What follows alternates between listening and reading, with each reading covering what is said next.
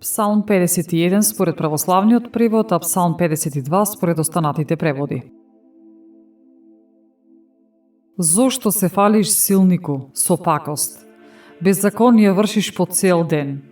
Јазикот твој погубни работи измислува, како наострен брич ти е, сплетнику. Ти повеќе го засака злото отколку доброто, лагата отколку вистината. Ти лукав јазику, засака секакви погубни зборови. Поради тоа Бог до крај ќе те уништи, ќе те истргне и ќе те искорне од живеалиштето твое и коренот твој од земјата на живите.